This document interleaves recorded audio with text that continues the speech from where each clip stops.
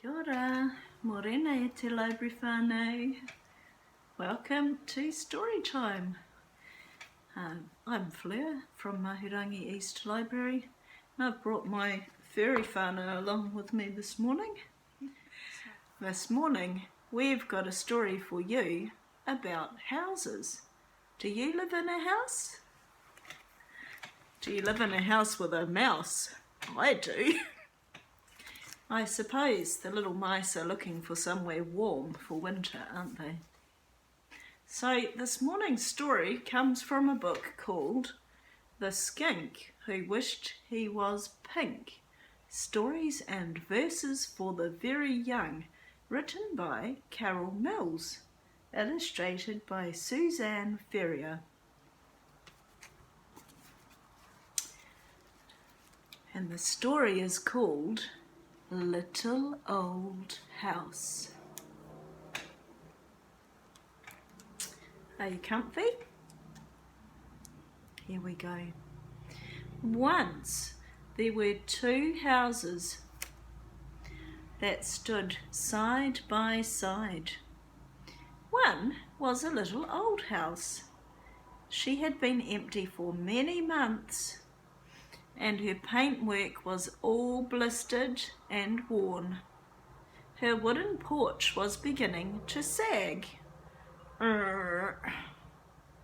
And she wore an old, empty bird's nest like a straggly hat for a chimney.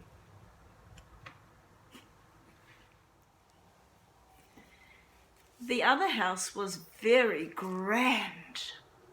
She had only just been built. Her paintwork was all shiny and new, and she had a smart front door with a bell that played a tune and Venetian blinds at all of her windows. Each of the houses had a sign in front that said, "For sale." That meant she could buy it. You could buy a new house, or you could buy a new old house. "I really can't think who would buy you," said the new house to the old house. "You're such a mess. I expect you're a mess inside too." "Well, I am a little dusty," sighed the old house. "I can feel the paper peeling off my walls, and I think I have mice in my attic." "How dreadful," said the new house. "You should see inside me. All my walls are painted white, you know, and I have carpets in every room. I shall be sold very soon, for sure. But you'll probably be pulled down." "Oh, I hope not," cried the old house, very frightened. "I have beautiful jasmine all over my porch, and a swing and a pond, with tadpoles and a real fireplace with a chimney."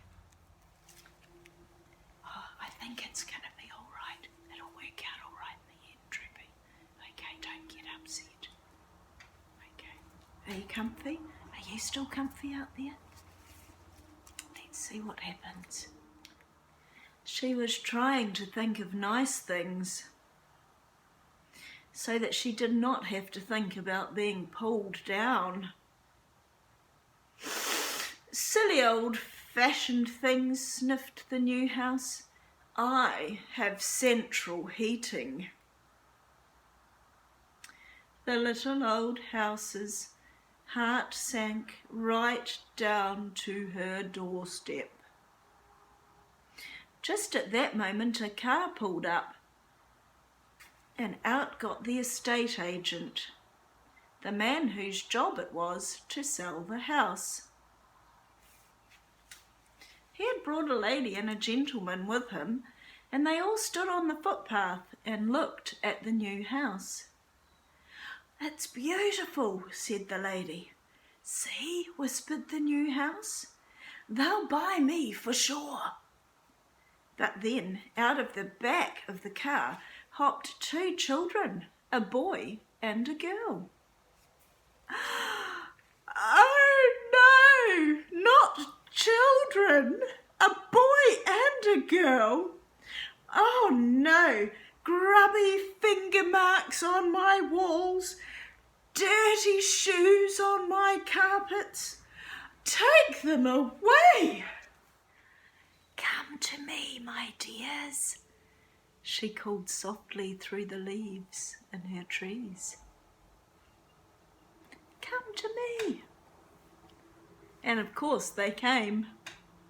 They jumped over her fence and scrambled into her garden. "Look," cried the little boy, whose name was Robert. "There's a swing!" "And a pond," said his sister, Susan. "Everything's so lovely and tangly, and we can play explorers." Well, the little old house knew all about children.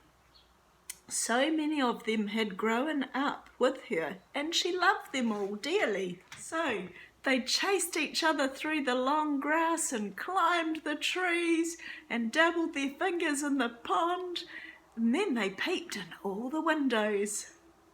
Shall we have a peep too? Ready? Have a look. What can you see inside the old house? Their father and mother came out of the house next door.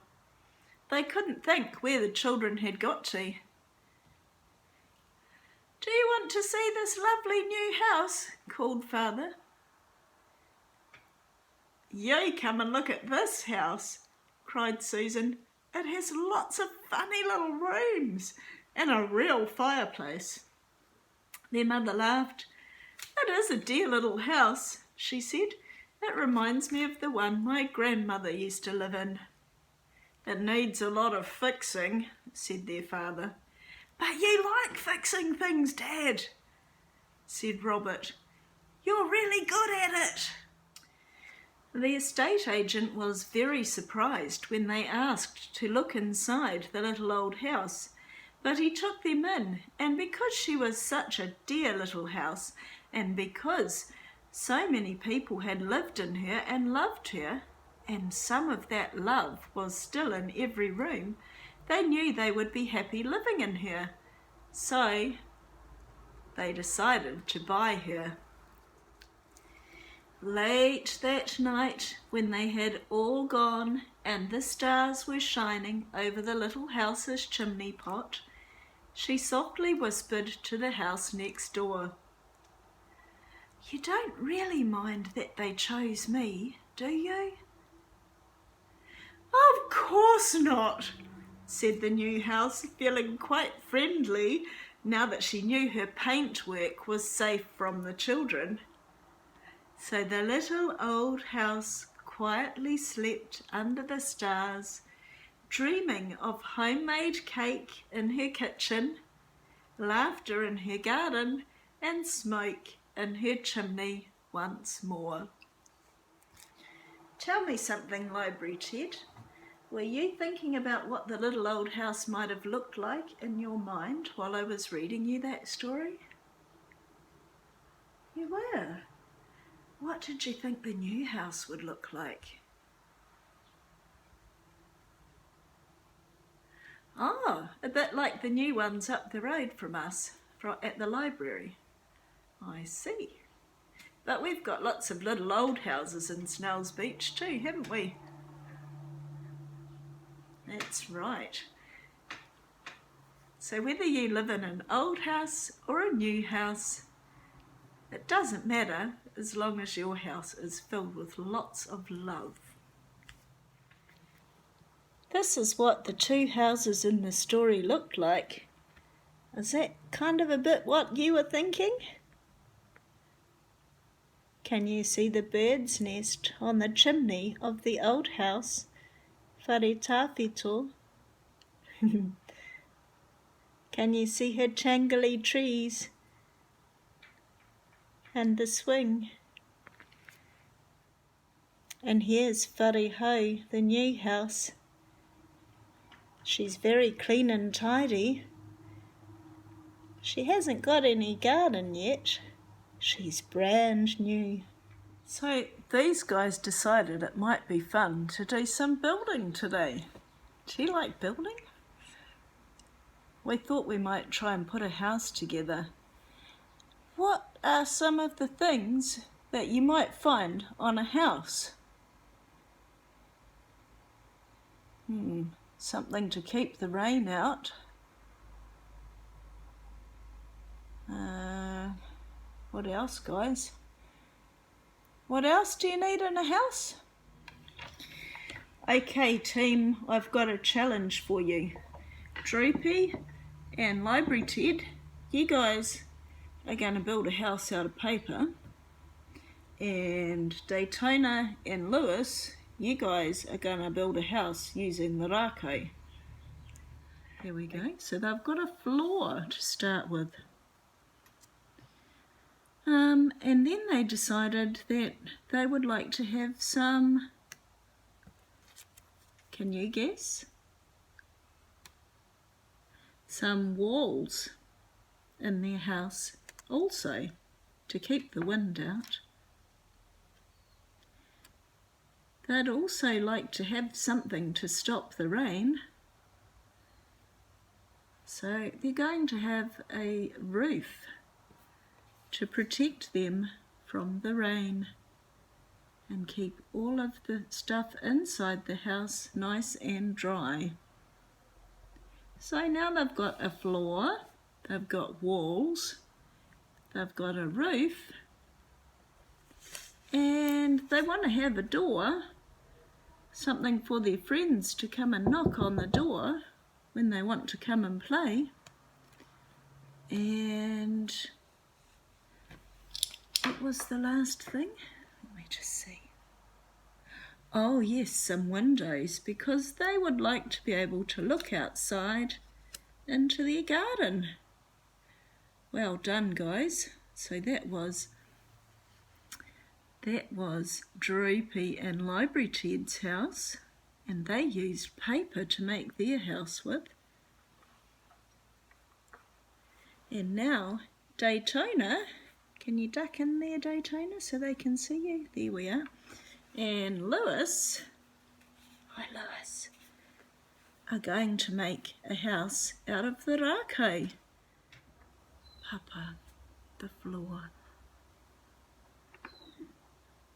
What comes next? Right. Part 2. The walls.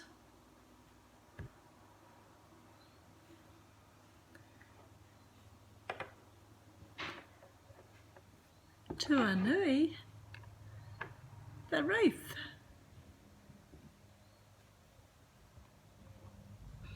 Tātou, the door.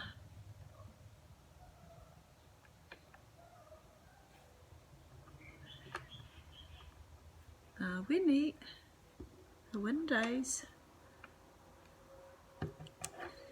And Te Tūmera, a chimney. Floor, papa, walls, pātū, ngā pātū, roof, tuanui,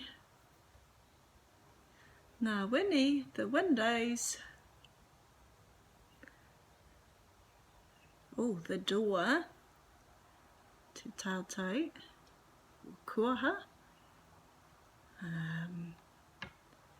These guys have got a chimney, te tūmera. Okay, well that's all from us. So ka kite anō, we'll see you all next time.